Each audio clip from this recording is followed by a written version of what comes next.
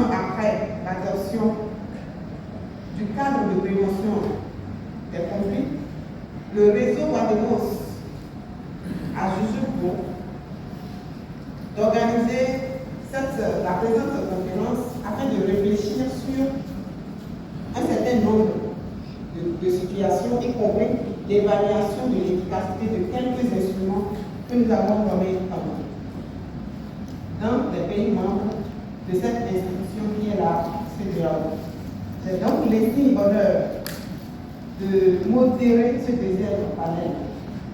Et pour animer ce panel, j'aurai à inviter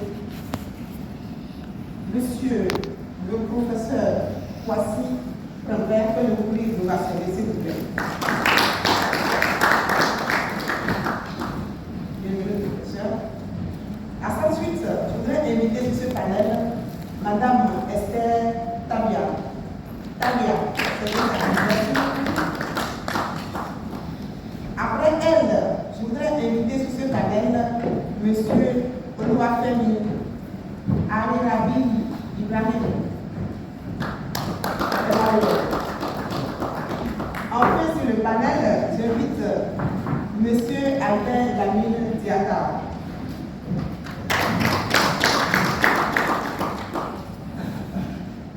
Le professeur Kwasi Prembert est le directeur du projet WADEMOS.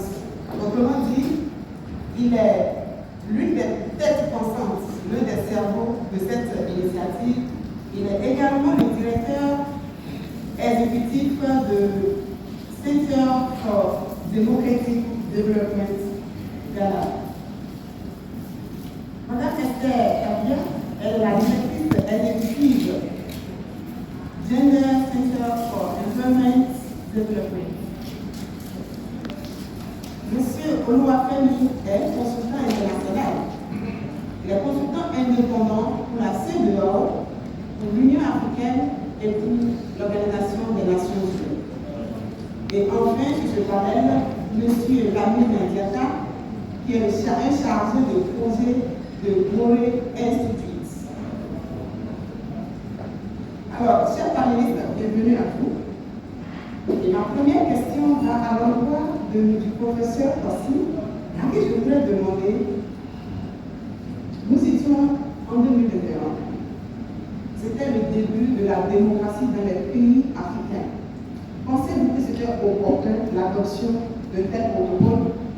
Et aujourd'hui, quel est l'état des lieux de ce protocole dans les pays de la CEDEAO?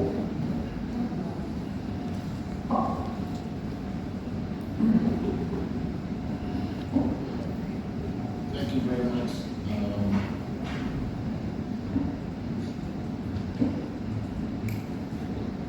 Thank you very much for moderating this panel. I think when we generally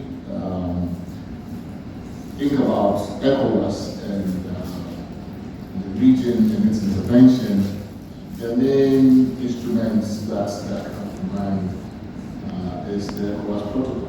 And for those of us in civil society, that's a document that we are more and more familiar with.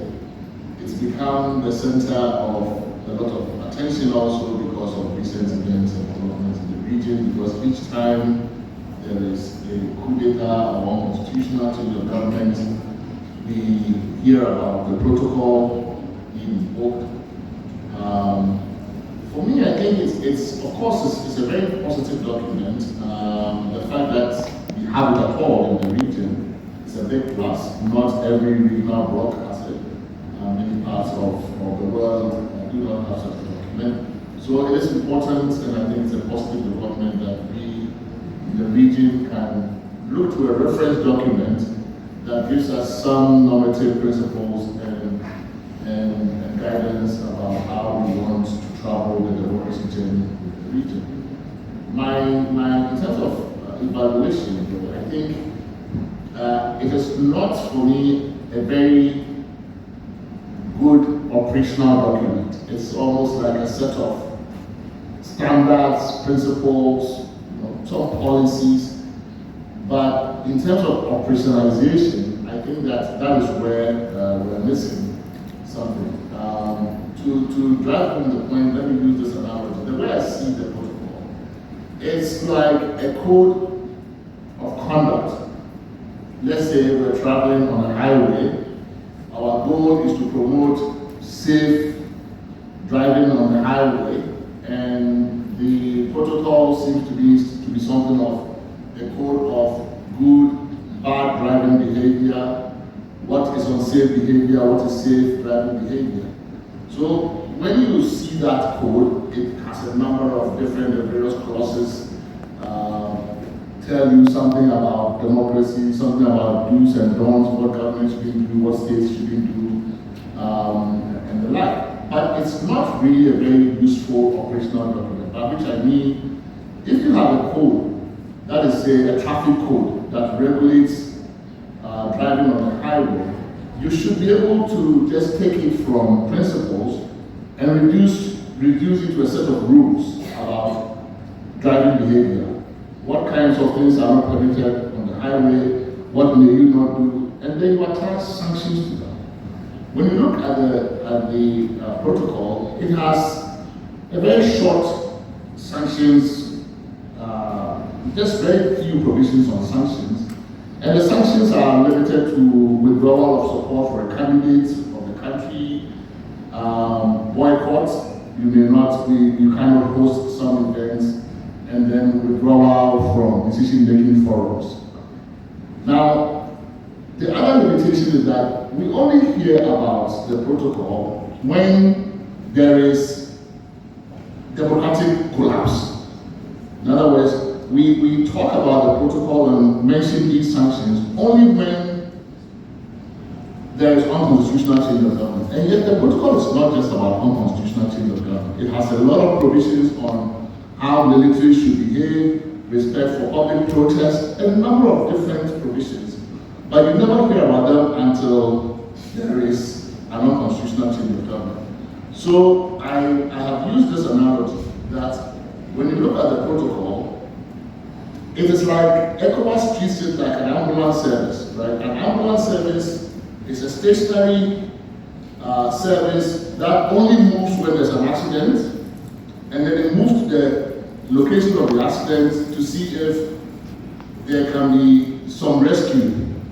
Who is injured, can we save some lives, that kind of thing. That's the way ECOWAS is treating the protocol. But I think ECOWAS should treat it like a police patrol. Police patrol has, police people in the patrol vehicle going on the highway looking for offenders, then they sanction them before an accident happens. You don't wait for an accident to happen, then you move in with an ambulance. By that time, it may be too late. So I think for me, to operationalize the protocol is really the biggest challenge.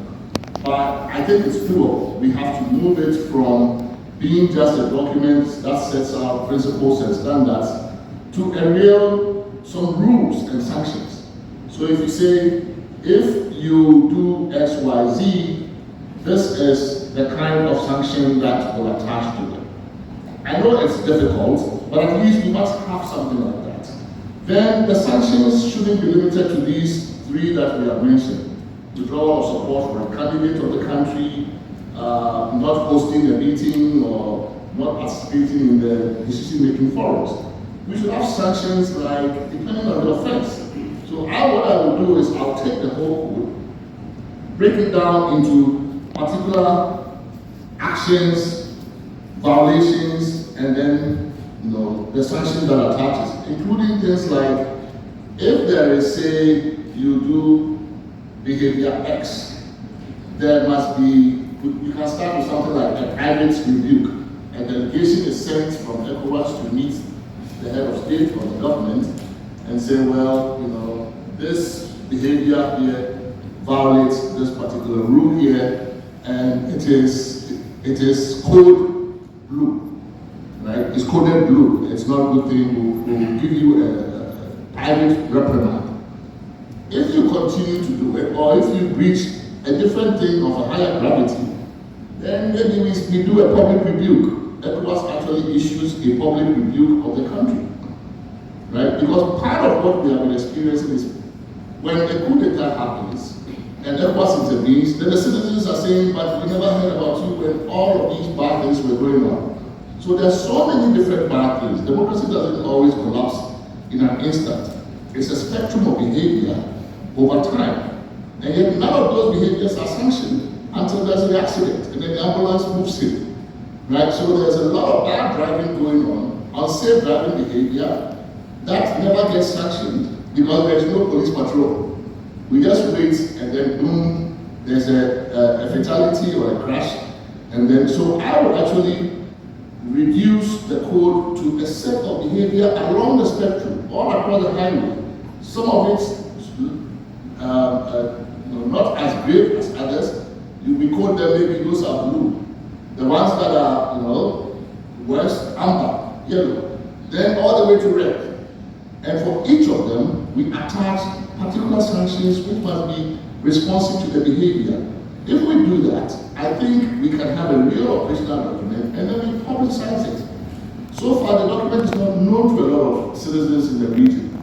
It's almost like, when you have rules about good driving and bad driving, it's not only the police have the authority to give you a ticket or to stop you and seize your license or do any of those things. But the passengers in the car must also know about the rules. So we should publicize the protocol more within the region so that citizens themselves can also police their government behavior by measuring it against the protocol. As it is now, it's only a few civil sector organizations and then ECOWAS itself that appear to have custody of this, and most of the citizens in the region don't even know about it. So I think operationalizing it also includes popularizing it, making sure that it's a document that we are all in the region are aware of, that we know, so that when there's bad driving behavior by our government is overspeeding, unsafe driving, we don't even have to wait for the police patrol. We ourselves can tell that the government is not behaving well. So I think that is where there is a gap. Operationalizing the document and enforcing it. And the enforcement, it's really, that also is where I think there is a role for civil society, a big role for civil society. It's not just the police patrol, ECOWAS being the police patrol, but CSOs can be part of the police patrol. We too can help monitor.